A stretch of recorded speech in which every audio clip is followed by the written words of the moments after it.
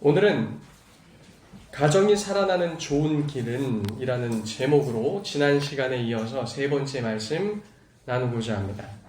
우리가 말씀을 살펴보기에 앞서 지난주 나눴던 말씀의 핵심만 다시 한번 짚어보았으면 하는데요. 이번 5월달 가정의 달 말씀은 성도님들 유튜브에도 올라가 있으니 꼭 반복해서 들으시길 부탁드립니다. 그리고 오늘 전해지는 모든 말씀은 누구에게 하는 말씀이에요? 나에게 하는 말씀입니다. 누구 들었으면 좋겠다 이러지 마시고 우리 스스로가 주의 말씀을 경청하는 시간 되었으면 합니다. 우리가 생각하는 사랑, 이 사랑은 감정의 영역에 머물러 있는 경우가 많습니다. 물론 사랑은 감정을 포함하고 있지만 보다 중요한 것은 의지적 행위입니다. 무엇이라고요? 의지적 행위. 감정에 따라서 하는 것이 아니라 내가 사랑하기로 정하고 그렇게 행할 때 또 하나님께서 무엇도 부어주십니까? 그렇게 사랑할 수 있는 마음도 부어주시는 겁니다. 만일 사랑이란 단어가 감정에만 머물러 있다면 그것은 매우 유동적이고 불안정해서 우리를 힘들게 하거나 혼란스럽게 만들 것입니다. 우리가 지난주 살펴보았던 4절에서는 사랑은 오래 참는다는 말로 시작합니다. 자, 성경에서 중요한 걸 제일 앞에 배치한다고 그랬죠? 사랑은 무엇이다? 오래 참는다. 그 오래 참는다의 뜻은 아무 불평 없이 도발을 견딘다 라는 뜻이라고 하였습니다. 그 뜻을 조금 더 자세히 풀어내면 꿋꿋하게 도발이나 자극, 반대 의견의 표명, 화나게 하는 것을 불평 없이 견딘다는 뜻이라고 했습니다. 사랑은 하나님의 속성이기에 우리가 이런 사랑을 어떻게 할 수 있습니까? 라고 말하기 전에 우리가 어떠한 사랑으로 하나님께로부터 사랑을 받았는지를 생각해야 된다고 말씀드렸습니다. 우리는 사랑할 수 있다고 생각하나 사랑은 우리에게서 나오는 것이 아니기에 우리가 하나님을 진실되게 사랑할 때 그분의 사랑으로 그와 같이 이웃도 사랑할 수 있는 것입니다. 하나님의 사랑은 우리의 본성으로는 행할 수 없습니다. 격차가 너무 크기 때문입니다. 우리의 본성에 맞는 것은 누가복음 6장 32절과 마태복음 5장 47절에서 말하는 정도입니다. 예수님께서는 이렇게 말씀하셨습니다. 너희가 만일 너희를 사랑하는 자만 사랑하면 칭찬받을 것이 무엇이냐? 죄인들도 사랑하는 자는 사랑하느니라. 또 너희가 너희 형제에게만 문하다면 남보다 더한 것이 무엇이냐?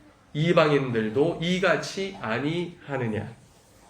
우리의 마음에 드는 사람, 우리를 따뜻하게 맞아주는 사람, 그런 사람들에게만 친절히 행하는 것을 우리는 좋아합니다. 그리고 그것이 자연스럽습니다. 그러나 예수님께서는 성도로서 보다 나은 것을 말씀하셨다는 겁니다. 우리는 주의 길을 따라가는 자가 되어야 될 줄로 믿습니다. 성경은 이어서 사랑은 온유하다고 말하죠. 이것은 친절하다는 것이며 또한 상대방이 잘 될 때 순수하게 관심을 갖고 기울이는 태도라고 말씀드렸습니다. 성경이 말하는 사랑은 인내할 수 없는 상황에서 도무지 친절할 수 없는 상황에서 나타나는 것이 사랑이라고 말씀드렸습니다. 그런 환경을 우리에게 가까이 두셨습니다. 거기가 어디라고 말씀드렸죠? 그런 환경이 어디다? 가정이다. 그런 환경이 어디다? 가정이에요. 어디 선교지나 어디 봉사해야 되는 센터나 뭐 그런 곳이 아니라 가정이라는 겁니다. 그런데 그러한 환경은 지난주 인용한 말씀인 베드로전서 2장 1절에서 3절이 말하는 바와 같이 이 모든 환경은 우리로 하여금 말씀을 사모하며 구원에 이르도록 자라게 하기 위함이라고 말씀드렸습니다. 그래서 성도님들이 처한 환경이 하나님을 의지하고 구원에 이르게 하기 위해서 또 나의 몹쓸 모습들을 더욱 다듬어 그리스도의 모습으로 나오게 허락하신 환경이라는 겁니다. 우리가 있는 환경 가운데 우리의 무엇이 드러나요? 연약함과 죄성과 모든 것이 드러난다는 거예요. 드러나야지 우리의 연약함을 알고 고침받을 수 있다는 겁니다. 그래서 우리는 삶의 모든 환경 가운데 무엇을 붙잡아야 됩니까? 주의 말씀을 붙잡고 우리를 구원에 이르시도록 자라게 하는 그분을 따라 닮아가는 성도님들 다 돼야 될 줄로 믿습니다. 그 다음으로 사랑은 시기하지 않는다고 말하였죠. 서로를 시기, 질투, 경쟁 상대로 보지 아니하며 상대를 깎아내리지 않는 겁니다. 다음으로 사랑은 자랑하지 않습니다. 자랑은 스스로 칭찬을 퍼붓는 것이며 스스로에 대해 과장하는 것을 말합니다. 자랑할 요소가 우리 자신에게 있지 않으니 우리는 누구를 자랑하라고요? 누구를 자랑하라? 그렇죠. 주를 자랑하라 라고 말씀드렸습니다. 마지막으로 사랑은 교만하지 않는다고 말씀드렸죠. 교만은 자기의 지식과 소유에 의존하여 남과 비교하여 자신을 높이는 것이라고 하였습니다. 교만한 사람들은 지나치게 자기 중심적인 태도를 보이며 전형적으로 교회에서 문제를 일으키는 사람이라고 하였습니다. 잠언에서 교만은 다툼을 불러온다고 하였는데요. 가정에서나 교회에서나 잦은 다툼을 일으킨다는 것은 이에 대한 방증이라고 할 수 있죠. 내가 옳기 때문에 내 생각과 판단이 항상 맞기 때문에 그렇지 못하다고 생각한 상대와 다툼을 일으키는 겁니다. 그래서 다툼이 자주 일어난다. 그러면 어떤 것이다? 어떤 상태다? 교만한 상태다. 우선 저는 안 교만한데요? 왜 교만하다라는 거예요? 다툼이 일어난다는 거예요. 하나님께서는 가정 안에서 그리고 교회 안에서 서로 연합하라고 말씀하셨습니다. 연합의 반대가 교만이라고 생각하셔도 무방할 듯 합니다. 우리는 성경이 말하는 사랑에 대해서 배워가면서 우리가 사랑 없음을 깨닫고 우리의 교만함을 깨닫고 주께로부터 배우는 시간이 되어야 합니다. 저도 말씀을 준비하면서 사랑하는 줄 알았는데 사랑이 없고 교만하지 않은 줄 알았는데 교만한 자인 것을 깨닫게 됩니다. 우리 모두는 하나님의 말씀 앞에 그리고 그분의 사랑 앞에 어떠한 자랑도 할 수 없는 지극히 나약하고 연약한 죄인이라는 사실을 다시금 깨닫게 되죠. 이어서 오늘은 5절 말씀 이 한 구절만 보도록 하겠습니다. 우리 5절 다 같이 읽어볼까요? 시작. 무례히 행하지 아니하며 자기의 유익을 구하지 아니하며 성내지 아니하며 악한 것을 생각하지 아니하며. 오늘 본문이 말하는 사랑, 그 첫 번째는 무엇인가? 사랑은 무엇하지 않는다? 무례히 행하지 않는다는 것이죠. 무례하게 행한다는 것은 다른 사람에게 부당하게 대우하다, 또 다른 사람에게 돌아가야 할 존경이나 영예를 가로막는 것을 말합니다. 이것을 잘 기억하고 오늘 이 무례히 행치 않는다가 끝날 때까지 쭉 끌고 가셔야 됩니다. 이 헬라어 단어는 아스케모네오라는 단어인데요. 렉시콘 사전에서는 치욕적인, 불명예스러운, 수치스러운, 버릇없는, 추잡한 행동을 하지 않는다라는 뜻을 가지고 있습니다. 고린도 교회에서는 믿음이 강한 자들이 우상의 제물을 먹어도 우상 숭배가 아니라는 근거를 대면서 믿음이 연약한 자들에게 우상의 제물을 먹을 것을 강권했습니다. 이 이스라엘 백성들도 하나님 앞에 나아가서 화목 제물을 드릴 때 제사장과 함께 무엇을 먹습니까? 예물을 다 드린 후에 그것을 같이 먹어요. 이방 신전에서도 이방인들이 제사 드릴 때도 그 신에게 바쳐진 제물을 먹기도 하고 그것이 나중에 어디에도 나옵니까? 시장에도 나왔다는 거예요. 그러니까 이 복음이 이방인에게까지 전해졌을 때 어디 문화권입니까? 이방신도 함께 섬기는 다신교 문화권이었다는 거예요. 그러니까 시장에서 파는 고기가 우상에게 바쳐진 건지 안 바쳐진 건지 알아요? 몰라요? 알지 못하는 거예요.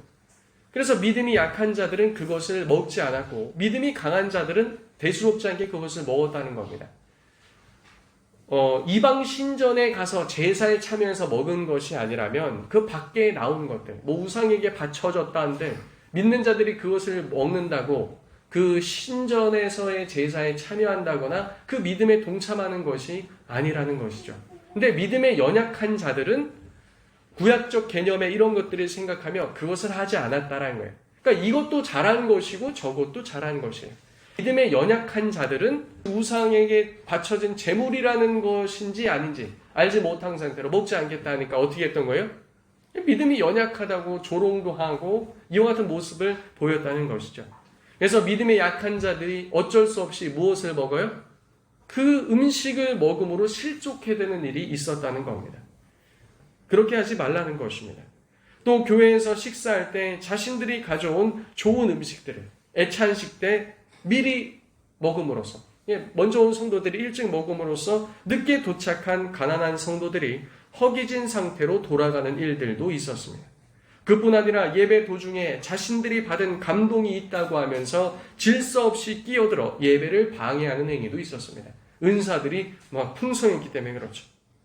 또 고린도 교회 안에 있었던 성적인 부도덕한 행위도 있었고 성도들의 가정과 교회 안에서 세워진 질서를 무너뜨리는 행위도 있었습니다. 이 모든 것을 가리켜 고린도전서는 뭐라고 말하는 겁니까? 무례하다고 말하는 겁니다.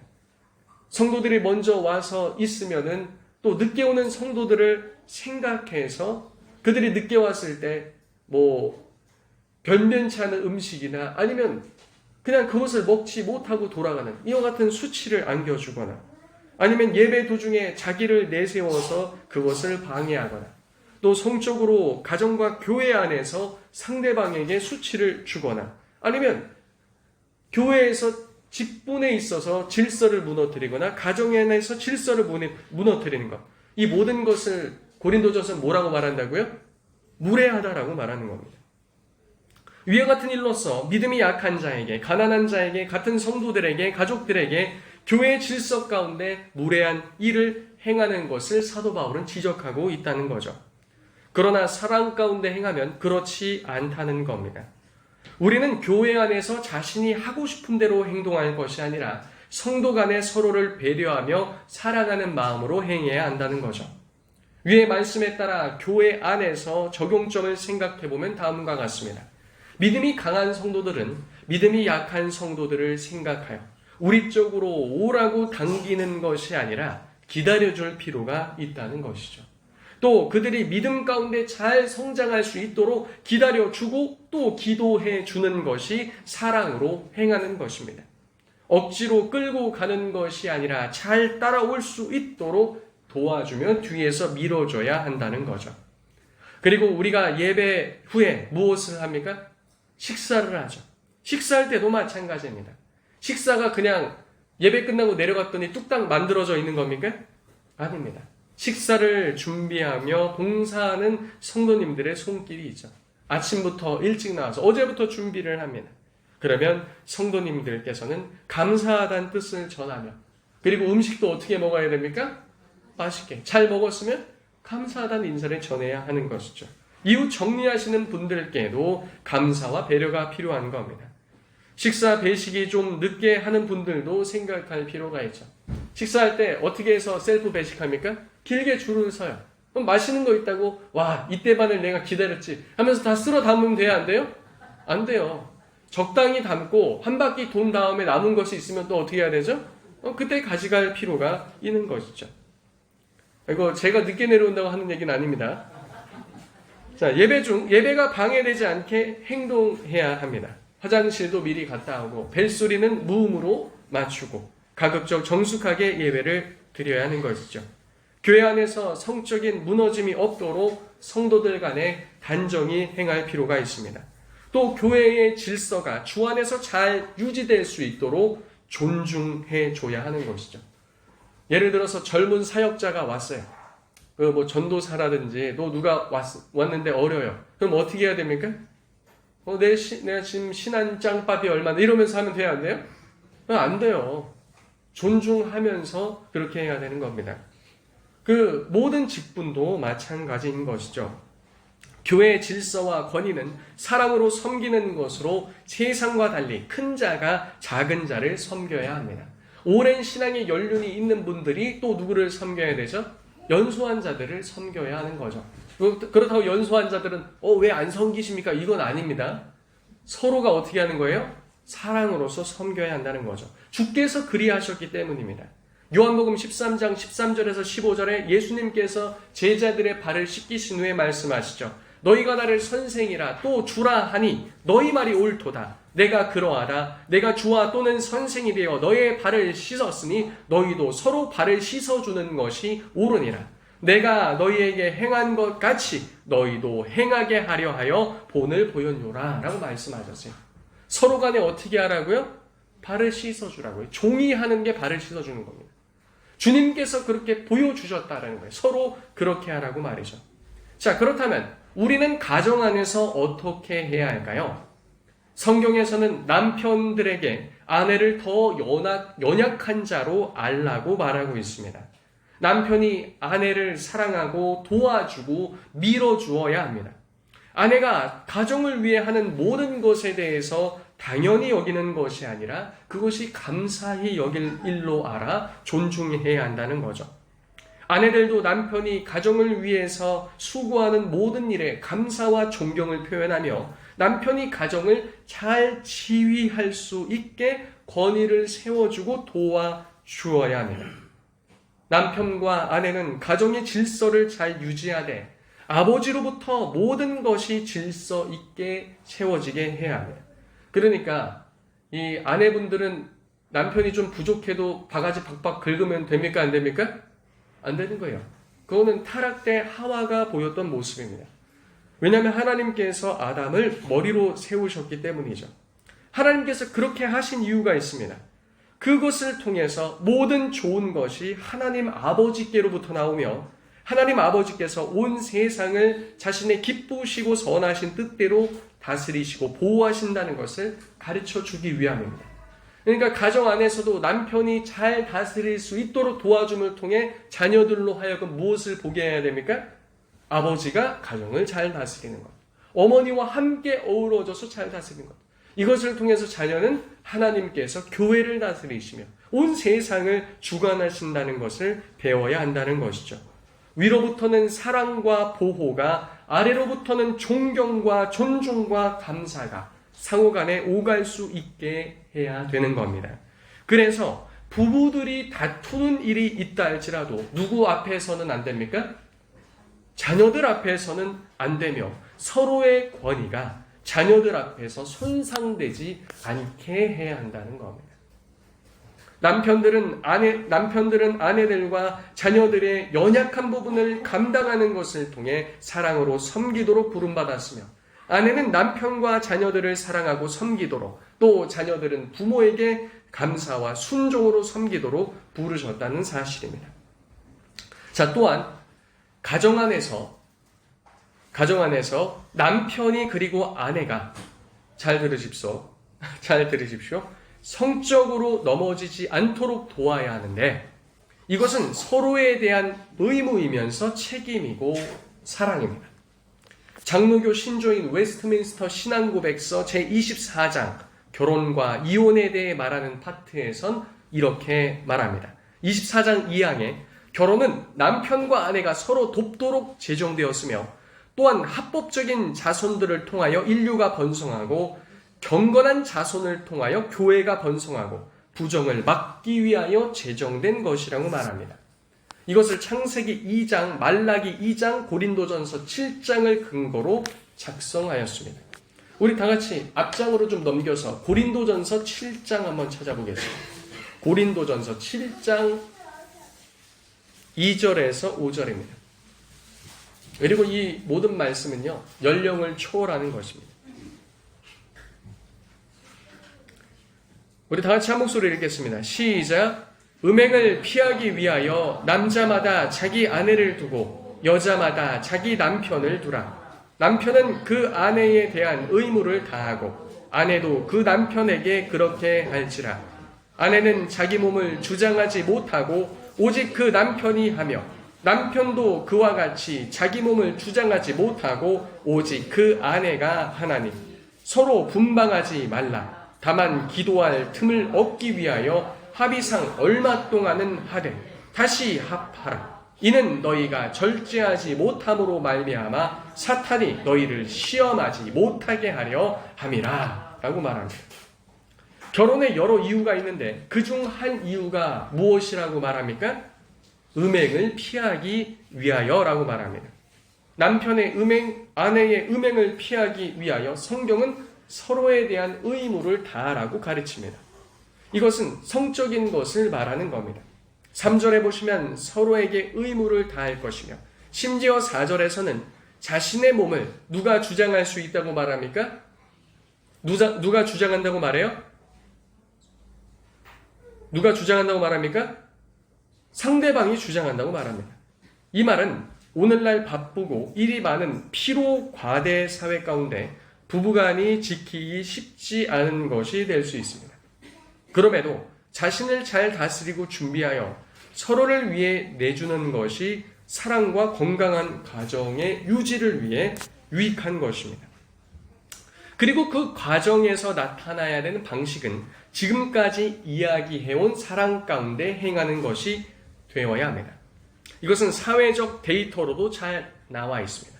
성의학과 성심리학적으로도 맞는 말이며, 심지어는 이혼 전문 변호사도 이 성경 말씀에 아주 동의하고 있습니다. 아무리 싸우는 부부여도 부부간에 원만한 성생활이 있다면 웬만해서는 이혼하지 않는다는 겁니다. 또 그것은 결혼한 연수에 상관없이 서로 간의 친밀도와 신뢰를 증진시키며 신체적, 정신적, 정서적으로도 훨씬 건강한 상태를 유지할 수 있게 도와준다는 겁니다. 근데 이것은 단지 이 부부의 성적인 결합만을 말하지 않고요. 부부 간의 성이라는 것은 서로의 대화, 서로 손을 잡아주는 것, 어깨동무하는 것, 쓰다듬어 주는 것, 함께 걷는 것, 시간을 보내는 모든 것을 다 포함하고 있는 겁니다. 그래야 사도 바울은 5절에 특별히 기도에 집중하고 금식할 일로 인해 부부 관계를 일정 시간 멈출 수 있으나 그것은 합의상 얼마 동안이며 반드시 어떻게 하라고 말합니까? 합하라고 말하는 것이죠. 그래서 믿는 성도들이 각방을 쓰는 것은 맞습니까? 틀립니까? 맞아요? 틀려요? 틀립니다. 틀립니다. 옳지 않은 것입니다. 그 이유를 5절 하반절에 말하죠. 상대가 절제하지 못하여 무엇의 시험을 받을 수 있다? 사탄의 시험을 받을 수 있다는 겁니다. 그리하여 상대가 바람꾼인 경우를 제외하고 성적으로 넘어지는 일에 있어서는 양쪽 모두가 하나님 앞에 자유로울 수 없다는 것이죠. 남편이든 아내든 상대를 향한 성적 의무를 다하지 않으므로 상대로 하여금 무엇에 넘겨줄 수 있기 때문입니까? 사탄의 시험에 넘겨줄 수 있기 때문임을 성경은 경고하고 있다는 겁니다. 그래서 저는 결혼 예비 학교를 인도할 때 신혼 부부나 예비 부부에게 이러한 조언을 합니다. 남편은 아내의 감정 혹은 정서적인 욕망을 잘 관리해주고, 그리고 아내는 남편의 육체적 혹은 성적 욕망을 잘 관리해주라고 말합니다. 이것은 성적인 표현의 방식이 다소 차이가 있기 때문에 그렇습니다. 아내는 남편으로부터 충분히 사랑받다고 느끼도록 마음과 생각, 또 가정생활로 너무 몸과 마음이 지치지 않도록 보살핌 받을 필요가 있습니다. 또 아내는 남편이 마음뿐 아니라 육체적으로도 사랑받는다고 느끼도록 성적인 것과 먹고 입을 것을 잘 챙겨주면 된다고 조언합니다. 남편들은 아내들에 대해서 사람이 왜 이렇게 감정적이냐 이렇게 책망하는 것은 오늘 본문에 따르면 무례한 것임을 알 수 있습니다. 또한 아내들도 남편의 육체적 욕구를 이해하지 못하겠다고 무례하게 대하는 건 역시 옳지 않은 것임을 알 수 있죠. 그렇다고 서로가 각자의 욕구만을 이야기하며 상대방에게 이 말씀을 근거로 관철시키라는 것이 아닙니다. 그것 또한 무엇 가운데 행해야 하는 것이죠? 사랑 가운데 행해야 한다는 겁니다. 여성들이 남성들에 비해 감성적이고 감정적인 것은 가정을 더 잘 돌볼 수 있는 이유가 되는 것이며, 반대로 남성들이 더욱더 육체적이고 일중심적인 것은 또한 가정을 잘 돌볼 수 있는 이유가 되기 때문입니다. 그래서 남편도 아내도 이 성에 관한 문제 가운데 이것을 통해서 가정을 더 잘 세워가기 위해 무엇을 피해야 합니까? 무례히 행하는 것을 피해야 한다는 거예요. 무례히 행하는 것을. 잘 아시겠습니까? 남편도 아내의 감정적인 것을 잘 만져주고, 그럴 때 아내가 때론 감정적으로 컨트롤이 힘들 때 왜 그러냐고 책망하는 것, 이건 무례한 것이 될 수 있다. 반대의 경우도 마찬가지다 라는 것이죠. 이어서 다음으로 오늘 본문이 말하고자 하는 사랑, 그 두 번째는 무엇인가? 사랑은 무엇을 구하지 않는다? 자기 유익을 구하지 않는다는 겁니다. 여기서 자기 유익을 구하지 않는다는 것은 이기심을 가지고 개인적 가치를 추구하지 않는다는 겁니다. 반대로 이야기하면 타인의 유익을 구한다는 것이죠. 이것을 원어로 보면 자기 유익을 구한다. 원어로 보면 자기를 구한다는 겁니다. 누구를 구한다고요? 자기를 구하는 거예요. 자기 유익, 자기의 자부심, 자기 생각, 자기 고집, 자기 뜻, 자기 안위, 자기 편리, 자기 마음. 이것을 구한다는 겁니다. 특별히 연합을 이루려면 먼저 가정 안에서 그리고 교회 안에서 한몸된 이 연합을 유지하기 위해 누구를 먼저 생각해야 된다고요? 상대방을 먼저 생각하는 것이 있어야 합니다. 남편은 누구를? 아내를. 아내는 누구를? 남편은. 부모를 누구는? 자녀를. 자녀는 누구를? 부모를. 이렇게 생각해야 한다는 거죠. 교회 안에서도 서로가 서로를 세워주고 불편하지만 편리를 감소시키고 이 불편을 감수할 필요가 있습니다. 자신의 감정과 생각보다 먼저 성도들이 서로를 생각하며 한번 교회 공동체를 세우는 것이 그렇게 중요합니다. 이러한 과정을 통해 우리는 그리스도의 몸을 어떻게 세워가는지 배우는 것입니다. 그리고 이 모든 것은 자기의 유익이 아닌 누구의 유익을 구할 때? 상대의 유익을 구할 때 시작되는 줄로 믿습니다. 그럴 때 아름다움이 꽃피는 것이죠. 그러므로 교회와 가정 안에서 서로의 유익을 먼저 구하시는 성도님들 되시기 바랍니다. 오늘 본문이 말하는 세 번째는 무엇인가? 사랑은 무엇하지 않는다? 사랑은 무엇하지 않는다? 성내지 않는다. 사랑은 무엇하지 않는다고요? 성내지 않는다. 여기서 성내지 않는다는 말은 스스로 제어하지 못하고 격분하여 화를 내는 것을 말합니다. 다른 말로 하면 감정이 폭발해버린 걸 말하는 거예요.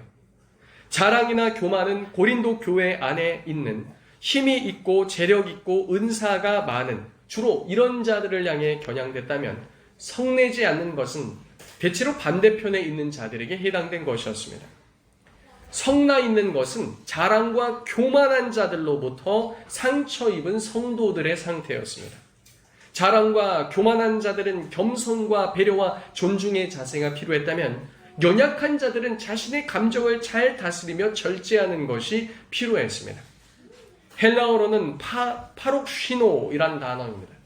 렉시콘 사전에서의 의미는 그 마음속에 내적 각성 상태를 유발한다, 자극한다, 흥분한다, 몰아치다, 급하게 서두른다, 충동적이다, 충동을 받아 돌진하고 서두른다, 압박한다, 이런 의미인 것이죠. 그러니까 마음속에 막 주체하지 못하는 화로서 휘몰아치는 그런 상태를 말하는 겁니다. 근데 사랑은 어떻게 행한다? 이렇게 행하지 않는다고 말하는 것이죠. 교회 안에서 서로 간에 이런 일이 있을 때 감정적으로 휘몰아치지 말아야 한다는 겁니다. 반대로 그럴 때 어떻게 해야 됩니까? 지난주에 보았던 말씀과 같이 오래 참고 차분히 견디고 인내하는 모습을 보여야 한다는 것이죠. 가정에서 남편은 누구에게? 아내에게. 아내는 누구에게? 남편에게. 이렇게 화를 몰아치고 흥분하고 돌진하고 막 나아가서 어쩔 줄 몰라 행하지 말라는 겁니다. 우리는 그럴 만한 상황이기에 그렇게 빠져들 수 있습니다. 하지만 성경은 그와 같은 분노를 잘 다스리고 감정적인 요소에 절제할 것을 말씀하고 있다는 사실입니다. 그래서 우리는 그런 상황에 직면할 때 지혜롭게 자리를 피하거나 화를 가라앉힐 어떤 장치를 마련해 놓을 지혜가 있어야 합니다. 그러니까 상대방이 화가 났을 때 어떻게 하는 것이 좋아요? 자리를 피하는 것이에요. 근데 자리를 피할 때도 그냥 말없이 사라져버리면 안 돼요. 상대방의 화를 더 돋굴 수 있습니다. 어떻게 해야 돼요? 지금 우리가 너무 대화가 감정적으로 치다르니까 잠시 내가 자리를 피할게요. 이따 다시 얘기해요. 이렇게 얘기해야 돼요. 그냥 말도 안 하고 그냥 사라지고 연락도 안 받아서 상대방으로 하여금 더 화가 독과지게 하면 안 된다는 겁니다. 그리고 화날 때도 어떻게 해야 돼요? 본인 스스로 좀 참았다가 나중에 이야기할 그런 장치들이 있어야 한다는 거죠. 자, 오늘 본문이 말하는 사랑, 마지막으로 사랑은 무엇을 생각하지 않는다? 어떤 걸 생각하지 않는다?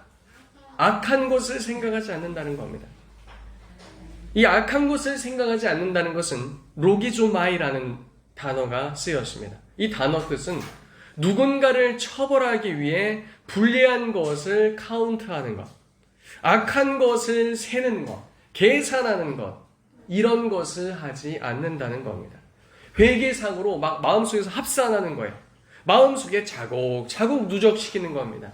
상대방이 자신에게 행한 악한 일을 잊어버리지 않고 마음속에서 계속해서 쌓아놓는 게 무엇하는 거다? 악한 것을 생각하는 거다라는 거죠. 근데 사랑은 무엇이다? 이것을 생각하지 않는다는 겁니다. 이것은 우리가 하나님께 죄를 지었음에도 우리의 죄를 우리에게 돌리지 않는 하나님의 성품에 대해 먼저 말하고 있는 겁니다. 우리가 주께 악을 행한 바, 그럼에도 주님께서는 우리를 어떻게 하셨어요? 사랑하셔서 그 죄 행한 것을 기억하지 아니하시고 또 이것을 십자가에서 용서하시는 이 모든 말씀을 말하고 있다라는 겁니다. 우리는 교회에서 성도 간에 좋지 않은 일들과 감정들이 있을 때 그것을 어떻게 해야 됩니까? 마음 가운데 쌓아둬선 안 된다는 거죠. 그걸 멀리하라는 겁니다. 사람이기 때문에 말로 실수할 수 있습니까? 없습니까? 있어요. 말로 하는 실수가 제일 많습니다. 그렇게 우리는 적어도 말을 할 때 무엇을 해야 돼요? 상대가 이 말을 들으면 어떨까? 이것을 먼저 고민하고 말을 해야 됩니다. 나이가 연소한 자는 또 연로한 성도님들께 말을 할 때 조심할 필요가 있죠. 경험이 부족한 탓에 말 실수할 수 있습니다. 연륜이 부족하고 지혜가 없기 때문입니다. 나이가 많으신 성도님들도 또 젊은 분들에게 말할 때 너무 편하게 말하는 경향이 있습니다. 나이와 권위 의식으로 혹은 쉽고 편하게 나 때는 다 이렇게 말했는데 라고 하면서 말 실수할 수 있습니다. 그리고 우리는 성도 간에 상대가 말에 실수가 있을 때 그것이 상처를 주기 위해서 혹은 나로 하여금 시험에 들게 하기 위해서 말하지 않은 것임을 생각할 필요가 있죠. 그냥 아직 어려서 그렇게 좀 깊이 생각하지 못하고 말했구나. 또 연로하셔서 그냥 그렇게 편하게 말씀하셨구나. 이렇게 생각할 필요가 있다는 것이죠. 이 모든 것은 역시나 어디에도 적용됩니까? 가정 안에서도 적용됩니다. 남편이 아내에게 했던 잘못들과 아내가 남편에게 행했던 잘못된 일들에 대해 우리는 무엇하기를 멈춰야 돼요? 무엇하기를 멈춰야 된다? 쌓아두고 카운트하기를 멈추고 담아두기를 멈춰야 될 필요가 있는 것이죠. 서로 대화하고 잘못된 일에 대해서 이야기할 때도 지혜가 필요한 겁니다. 이 순간 배우자가 잘못 행했다고 해서 우리는 막 대해야 될 정당성을 하나님께로부터 부여받은 적이 없다는 사실입니다. 상대가 잘못했을 때 너는 막 해도 된다 이런 말씀이 있어요? 없어요. 또 상대방이 잘못한 일에 대해서 논하고자 했을 때는 가급적 시간이 흐른 다음에 하는 것이 좋습니다. 그 순간 이야기를 해야 한다면 듣는 상대가 무안해지고 그 상처를 입지 않도록 얘기할 필요가 있는 거죠. 왜냐하면 내가 상대를 오해해서 발생한 일이 있기 때문에 화가 날 수도 있기 때문입니다. 상대는 그런 의도가 없는데 내가 혼자 오해한 거예요. 어떤 면에 있어서는 자신이 오해하는 일일 경우가 많기 때문에도 그렇습니다. 그렇게 시간이 조금 흐른 뒤에 다음 날이나 며칠 뒤에 상대가 기분이 괜찮을 때 또 나의 마음도 괜찮을 때 지혜 있게 말을 꺼내는 것이 좋습니다. 우리가 하고자 하는 것은 싸우고자 함이 아니라 더 긍정적 차원으로 발전하기 위함이기 때문입니다. 이제 오늘 말씀 정리하고자 합니다. 오늘 본문이 말하는 사랑, 첫 번째는 무엇입니까? 사랑은 어떻게 행하지 않는다?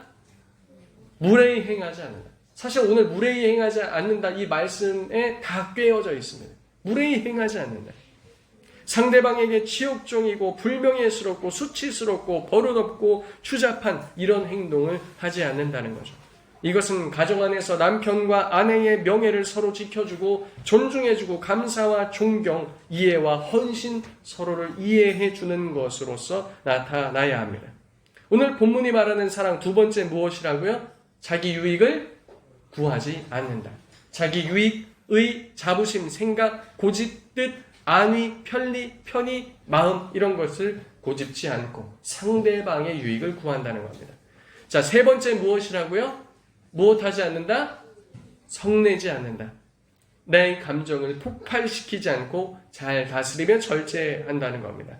마지막으로 무엇을 생각하지 않는다? 악한 것을 생각하지 않는다. 누군가를 처벌하기 위해서 불리한 것을 카운트하며 악한 것을 마음에 새며 계산하며 덧셈 뺄셈 하지 않는다는 거예요. 내가 이전에 이만큼 잘못했는데 당신 지금 조금 잘못했으니까 그냥 넘어가자. 이런 게 안 된다는 겁니다. 사랑하는 성도님들, 우리는 가정 안에서 이러한 것들을 피하며 주께서 우리를 위해서 행하신 바를 생각하며 우리도 주를 쫓아 행하는 자가 되어야 할 줄로 믿습니다. 하나님께서는 말씀을 통해 이 모든 것들을 가르치시며 우리로 하여금 삶에서 배우고 순종함을 통해 누구를 닮아가도록 하십니까? 그리스도를 닮아가도록 하신다는 겁니다. 우리가 가정 안에서 또 교회 안에서 이 모든 말씀을 순종함으로 하나님의 아름다움과 그분의 형상이 더욱더 나타나게 되길 예수님의 이름으로 축복합니다. 이제 우리 들은 바 말씀 놓고 함께 기도하겠습니다. 하나님 아버지, 우리가 남편과 아내 또 부모와 자녀 사이에 무례히 행하며 또 우리가 자기 유익을 구하며 성내며 또 악한 것을 생각했던 모든 것들이 있었다니 주님 용서하여 주옵시고 주께서 우리에게 행하신 바를 생각하며 우리도 사랑으로 행하는 자 되게 하여 주옵소서. 서로 간의 무례함을 버리게 하시고 자기 유익을 구하는 것을 버리게 하시고 성내는 것을 버리게 하시며 악한 것을 생각하는 것을 버리게 하사 우리로 화목함과 연합을 이루어 주의 뜻을 드러내는 우리 가정, 우리 교회 되게 하옵소서. 주여 한번 외치고 통성으로 기도합니다.